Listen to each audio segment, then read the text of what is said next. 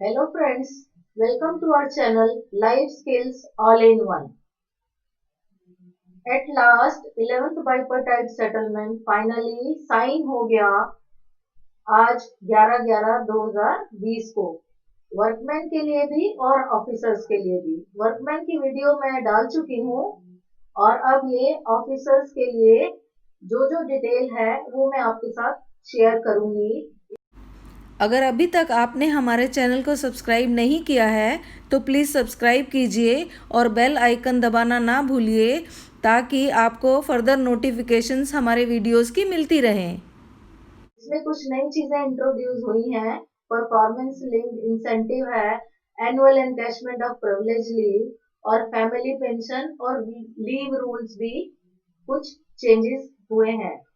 तो आइए point wise इसको देखते हैं।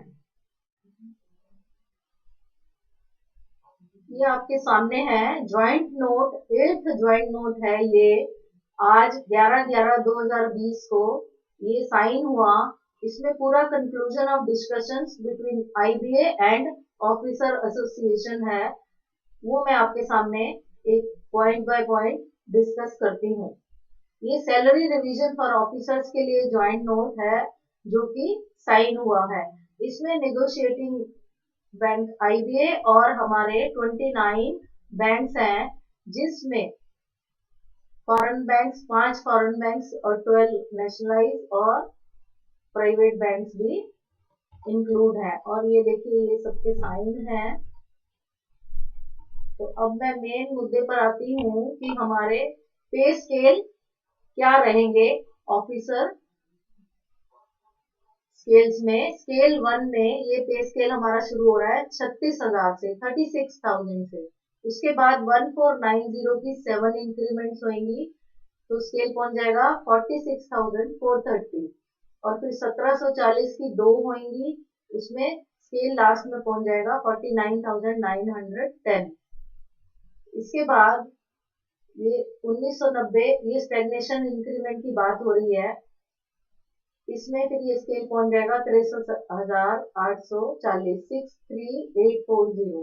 अलग अलग स्केल में अलग अलग स्टेगनेशन इंक्रीमेंट का अमाउंट है। इसी तरह स्केल 2 में 48,170 से शुरू हो रहा है स्केल और पहुंचेगा 69,810 तक। स्केल 3 में स्केल शुरू हो रहा है 63,840 और इसमें 1990 की 5 इंक्रीमेंट रहेंगी और 2220 की 2 और ये पहुंच जाएगा 78,230 पर। इसके बाद स्टेगनेशन इंक्रीमेंट कितनी है और कितने पीरियोडिसिटी में है ये मैं आपको स्केल वाइज नीचे आएगा तो मैं डिटेल में बताऊंगी। इसी तरह स्केल 4 76,010 से शुरू हो रहा है, स्केल 5 89,890 से और ये एंड हो रहा है 1,03,50 रुपए पर। स्केल 6 शुरू हो रहा है 1,04,240 से और 4 इंक्रीमेंट के बाद ये पहुंचेगा 1,16,120 पे। इसी तरह स्केल 7 जो है 1,16,120 पे स्टार्ट होके 3220 की 4 इंक्रीमेंट है और 1,29,000 पे पहुंचेगा। और इसकी स्टेज टू स्टेज जो फिटमेंट है वो corresponding stages from first stage onwards and the increments shall fall on the anniversary date as usual. जैसे भी होता है, जिस महीने में ज्वाइन करा है उसके 1 साल बाद या जब प्रमोशन हुई है उसके एनिवर्सरी डेट पर ही आपकी ये फिटमेंट होगी और इंक्रीमेंट लगेगी। अब हम बात करते हैं स्टेगनेशन इंक्रीमेंट की। Officers in JMG Scale 1 who have moved to Scale of Pay for MMG Scale 2 in terms of Regulation 5B after reaching maximum of the higher scale are presently eligible for 4 stagnation increments. Scale 1 में 4 stagnation increment मिलेंगी with effect from 1 November 2017। These officers will be eligible for 5 stagnation increments. The first 4 stagnation increments will be released after every 2 completed years of service. पहली 4 तो हर alternate year पे मिलेगा, 2 साल के बाद increment मिलेगी और वो 1990 रुपए की होगी।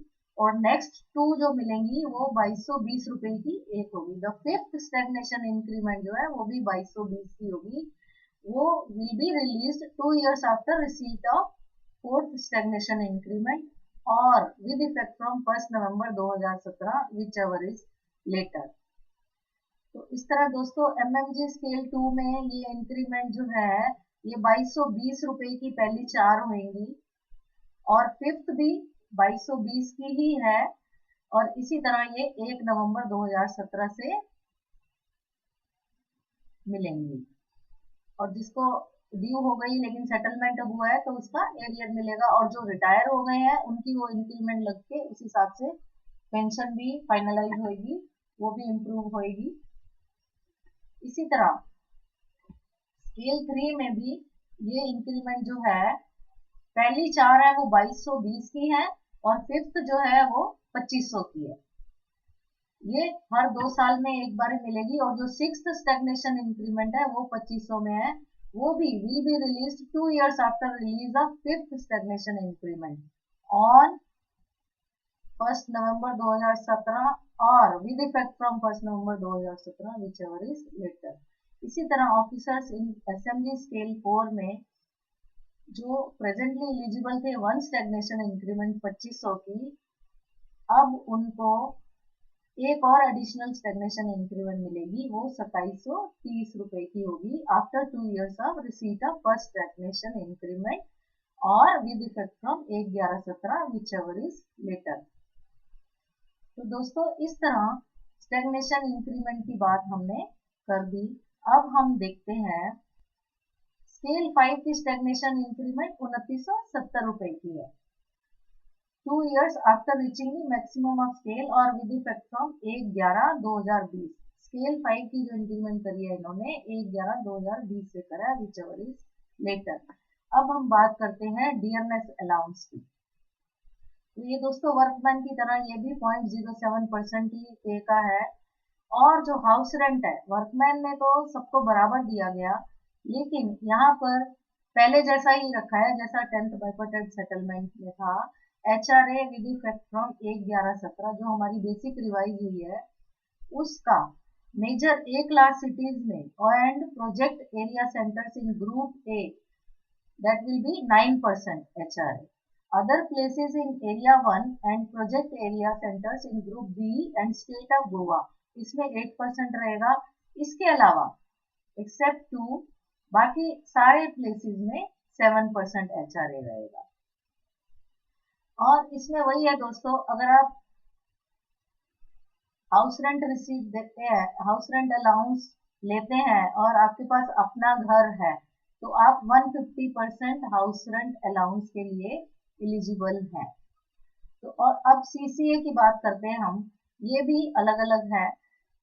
Places in area 1 and above and in the state of Goa ये 1400 रुपए पर मंथ फिक्स है और places with population of 5 lakhs and over and state capitals and Chandigarh, Pondicherry and port Blair, तो इसमें आपको 1150 रुपए है।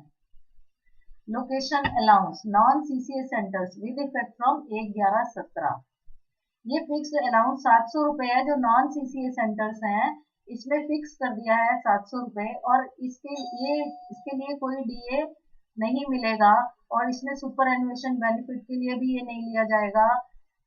उसका मतलब है ये पेंशन में इंक्लूड नहीं होगा, NPS, PF और ग्रेचुइटी के लिए एलिजिबल नहीं है। अब स्पेशल अलाउंस की हम बात करते हैं। स्पेशल अलाउंस जो है पहले जो 7.75% था, अब स्केल 1 से 3 तक ये 16.40% ऑफ बेसिक पे हो गया और इसके ऊपर DA भी है।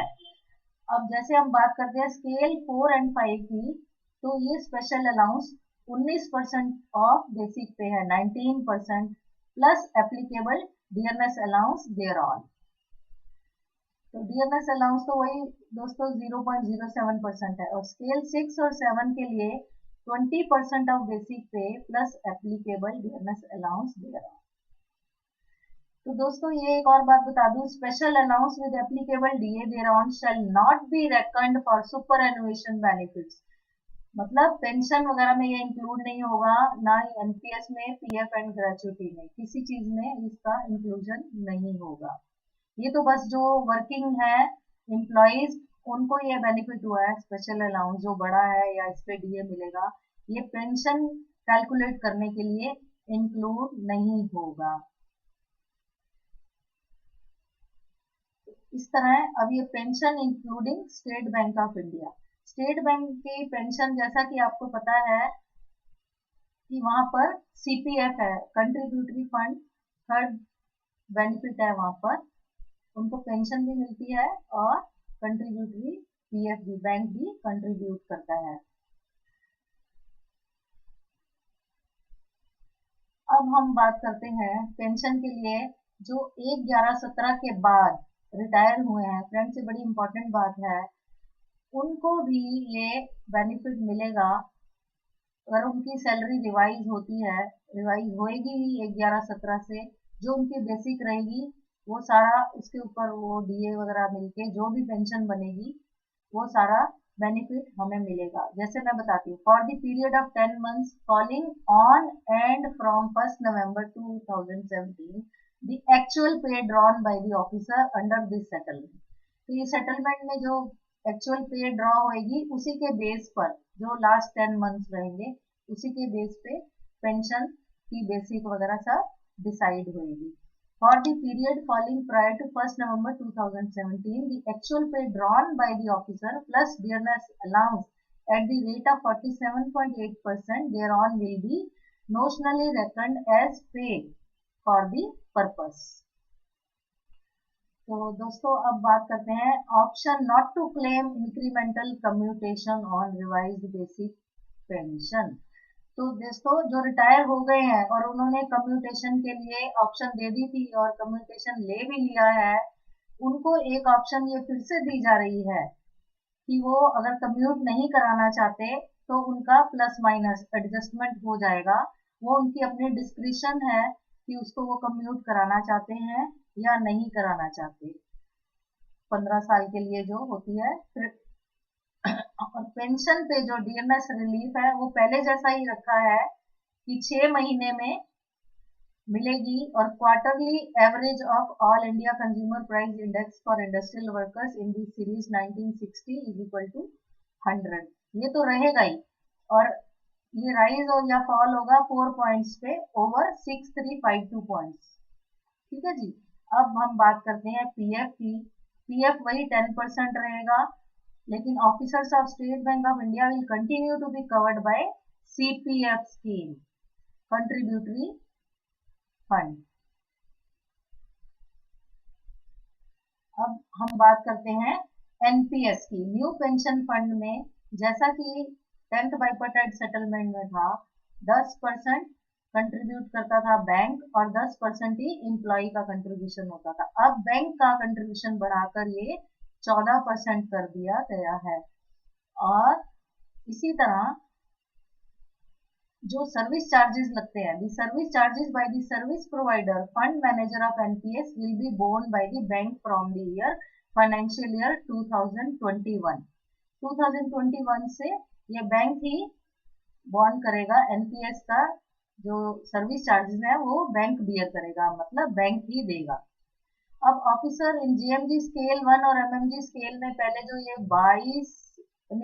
8,000 रुपए था मेडिकल एड, अब ये 10,300 हो गया है। और officers in SMG and TEG scale में ये 12,300 हो गया है। अब ये फर्नीचर वगैरह की बात डिटेल में लिखी हुई है। हाँ, अब हम बात करते हैं एफपीपी की। तो एफपीपी जो है, फिक्स्ड पर्सनल पे together with house rent allowance shall be at the following rates and shall remain frozen for the entire period of service। एक बार ही जो फिक्स हो जाएगा उतना ही एफपीपी मिलेगा। ये 1990, 2220, 2500, ये इस तरह स्केल वाइज है, ये मैं आपको बताती हूँ। FPP as indicated in C above shall be payable to those officers employees who are provided with bank's accommodation। अब प्रोफेशनल क्वालिफिकेशन पे इसको भी थोड़ा बहुत बढ़ा दिया है। Officer shall be eligible for professional qualification पे एज अंडर। जिन्होंने GIB करा है या CIB पार्ट 1 करा है उसको फर्स्ट ईयर 1020 रुपए हर महीने मिलेंगे और इस पे DA भी मिलता है। और जिन्होंने दोनों पार्ट कर लिए, CIB भी कर लिया, उसको पहले साल 1020 रुपए और दूसरे साल 2550 रुपए पर मंथ मिलेंगे after reaching the whole scale. Scale जब खत्म हो जाता है पूरा, उसके बाद ये PQP शुरू होती है ऑफिसर्स की। बाकी ये अदर अलाउंसेस की हम बात करते हैं। डेपुटेशन अलाउंस जो है वो भी लिखा हुआ है, 6000 मैक्सिमम है। An officer deputy to serve outside the bank, अगर बैंक में करता है तो 3000 मैक्सिमम है। इस तरह ये सारी बात। और ऐसे हिल और फ्यूल अलाउंस, ये बहुत ही नॉमिनल चेंजेस हुए हैं, बहुत ही कम बढ़ाया है इन्होंने। स्पेशल एरिया अलाउंस भी। अब ये फैमिली की डेफिनेशन इसमें बताई गई है क्या है। तो दोस्तों ये सारा तो हाँ, मिड एकेडमिक ईयर में अगर ट्रांसफर होता है किसी का, ये एक नई बात है। ऑन एंड फ्रॉम 1/11/20, ये अभी से लागू होगा, 1/11/17 से नहीं है ये। आज इस महीने से ही लागू होगा कि मिड एकेडमिक ईयर में जो ट्रांसफर होती है किसी भी ऑफिसर की, तो उसको 1650 रुपए पर मंथ, जब तक दूसरा एकेडमिक ईयर, जैसे मार्च से अप्रैल है, अप्रैल से मार्च है, तो मार्च तक 1650 रुपए नेक्स्ट ईयर तक मिलते रहेंगे हर महीने। ऐसे ही स्प्लिट ड्यूटी अलाउंस है ऑन एंड फ्रॉम 1/11/17 से, ये 300 रुपए पर मंथ मिलेगा। और कंपनसेशन और ट्रांसफर है, ये स्केल 4 एंड अबव के लिए 30,000 है आपका बैगेज और लोकल ट्रांसपोर्ट इंश्योरेंस वगैरह के लिए, पैकेजिंग के लिए लमसम ये दे देंगे 30,000। और ऑफिसर्स इन स्केल 1, 2 एंड 3 का ये है 25,000। अब मैं बात करती हूँ जो हमारे, ये तो पब्लिक सेक्टर बैंक्स जो इसमें इन्वॉल्व है, और ये लिस्ट ऑफ प्राइवेट बैंक्स 10 है और 5 ये फॉरेन बैंक्स 7 हैं, जैसा कि मैंने बताया। अब ये स्पेशल एरिया अलाउंस है सारा, जिस एरिया में है कोई, इसके ये सारे अंडमान निकोबार, लक्षद्वीप, मेघालय, यहाँ पर स्पेशल जम्मू एंड कश्मीर, यहाँ पर कुछ स्पेशल अलाउंस मिलते हैं हिली एरियाज वगैरह में, तो ये उसकी डिटेल है। इसको आप पॉज करके भी यहाँ देख सकते हो। अब जो नई चीजें इंट्रोड्यूस हुई है ना, न्यू इंट्रोडक्शन है, ये बहुत जरूरी बताना। इसमें annual encashment of privilege leave है सबसे पहले। ये किसी भी फेस्टिवल पर एक ऑफिसर साल में एक बार, कैलेंडर ईयर में 5 दिन प्रिविलेज लीव ले सकता है। और अगर उसकी एज 55 साल से ज्यादा है तो वो 7 दिन ईच कैलेंडर ईयर में अपनी लीव एनकैश करा सकता है। तो ये पहले नहीं था दोस्तों, सिर्फ पहले ये LFC पे ही हम लीव एनकैश करा सकते थे। अब ये हम एवरी कैलेंडर ईयर करवा सकते हैं, 5 दिन या 7 दिन। और परफॉर्मेंस लिंक्ड इंसेंटिव स्कीम आई है इस बारी। ये बैंक के year on year growth in operating profit पे, number of days for which salary basic plus DA shall be paid. तो ये अगर year on year growth in operating profit किसी बैंक का 5% से कम है तो उसको नील मिलेगा। जिस बैंक का 5% से 10% ऑपरेटिंग प्रॉफिट है पिछले साल की कंपैरिजन में, तो उसको 5 दिन की, एवरी एम्प्लॉय को 5 दिन का बेसिक प्लस DA सैलरी मिलेगी। ऐसे ही जिसका 10% से 15% के बीच में है ऑपरेटिंग प्रॉफिट ग्रोथ, तो उसको 10 दिन का, और जिसका 15% से ज्यादा ग्रोथ है उसको 15 दिन का सैलरी मिलेगी। उसमें बेसिक प्लस DA मिलेगा, उसमें HRA CCA वगैरह कुछ नहीं मिलेगा। और हाँ, जहाँ तक हम फैमिली पेंशन की बात करते हैं, इसमें है subject to approval by the government. IBA ने तो अप्रूव कर दिया है, बस गवर्नमेंट से अप्रूवल लेना बाकी है। जैसे ही अप्रूवल आ जाएगा तो ये फैमिली पेंशन हमारी बढ़ जाएगी। It is agreed that family pension shall be payable at the uniform rate of 30% of the pay of the deceased employ. जो कि ये पहले 15% था, अब 30% हो गया। आप ये मान के चलिए कि जितनी जिसकी फैमिली पेंशन थी उसकी डबल हो जाएगी। And that there shall be no ceiling on family pension. It is agreed that these provisions, when approved by the Government of India, shall apply to SBI also. ये state bank में भी लागू होगा। तो इस तरह फ्रेंड्स हम पहुंच जाते हैं अब लीव रूल्स पे। ये प्रिविलेज लीव है, पहले हमें 15 दिन पहले अप्लाई करना पड़ता था, अब उसको घटाकर 10 दिन कर दिया है। अब रिटायरमेंट के आप ये तो इतना ही रखा है, 240 दिन आप लीव इनकैशमेंट आपको रिटायरमेंट पे मिलेगी, लेकिन आप 270 दिन तक उसको एक्यूमुलेट कर सकते हैं, इसमें कोई चेंज नहीं आया है। और कैजुअल लीव भी है जो ये 5 साल तक आप अवेल कर सकते हैं। मैटरनिटी लीव ये तो सेम ही रूल रखे हैं जो क्लरिकल में है, मतलब ये सबके लिए सेम ही है, 12 महीने का है और पहले भी ऐसे ही था। और 6 महीने की एक बच्चे पर आप ले सकते हैं। अगर आप किसी का ट्विंस होते हैं तो वो 8 महीने की maternity leave at A stretch ले सकते हैं। और पैटर्निटी लीव जो है, अगर कोई आप बच्चा गोद भी लेते हैं उसके लिए भी पैटर्निटी लीव 15 दिन की मिलेगी। स्पेशल कैजुअल लीव भी है, उसमें ये विद इफेक्ट फ्रॉम 1/11/20 है। Special casual leave may be granted to an employee on occurrence when the branch where the employee is working or the place where the employee is residing is affected by curfew, riots, prohibitory orders, natural calamities, floods। तो ये special casual leave उनको मिल जाएगी। तो ये 1/11/20 से ही लागू हुआ है।